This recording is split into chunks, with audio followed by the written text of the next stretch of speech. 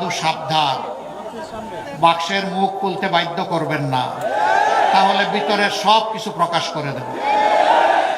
আমরা কারো বিরুদ্ধে লাগালাগি খুচাখুচি করা পছন্দ করি না, কিন্তু আমাদেরকে কুসা দিলে কুসা ফিরাইয়া দেওয়া আমাদের উপরে ওয়াজিব। সেই ওয়াজিব কাজটি করতে আমাদেরকে মেহেরবানি করে বাধ্য করবেন না। আমরা আগেই বলেছি, জাতিকে বিভক্ত করতে চাই না, জাতিকে ঐক্যবদ্ধ করে আমরা সামনে আগাতে চাই। এই জন্য আমরা 3টা শর্ত মাত্র দিয়েছি। এই শর্ত আমাদের রাজনৈতিক সাংগঠনিক শর্ত নয়, এটি বাংলাদেশের জনগণের শর্ত। আমরা বলেছি, আগামী সরকার যদি আল্লাহ তাআলা আমাদেরকে গঠন করার তৌফিক দেন, আমরা সবাইকে নিয়ে সরকার গঠন করতে চাইব।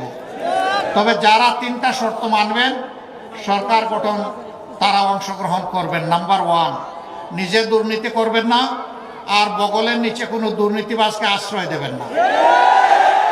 নাম্বার 2, গরিব ধনী, হিন্দু মুসলমান বৌদ্ধ খ্রিস্টান, নারী পুরুষ, শিশু আবাল বৃদ্ধ বনিতা, যার অধিকার যেখানে লঙ্ঘিত হবে, ন্যায় বিচার পাওয়ার অধিকার তার থাকবে। সেই ন্যায় বিচার সমাজের সকলের জন্য সমান বিচার ইনশাআল্লাহ নিশ্চিত করা হবে। যেই অপরাধে একজন সাধারণ নাগরিকের বিচার হবে, একই অপরাধ দেশের প্রেসিডেন্ট করলে তারও বিচার হবে। তিনি এখানে অবশ্যই কোনো বৈধতা অথবা কোনো ইম্পিউনিটি তিনি পাবেন না, তাকেও বিচারের মুখোমুখি হতে হবে। সেই বিচারটাই আমরা ইনশাআল্লাহ কায়েম করতে চাই। ওরকম বিচার যখন কায়েম হবে, বিচারের ঘোষণার প্রথম দিন থেকে 90% অপরাধ অটোমেটিক্যালি বাতাসে মিলাই যাবে।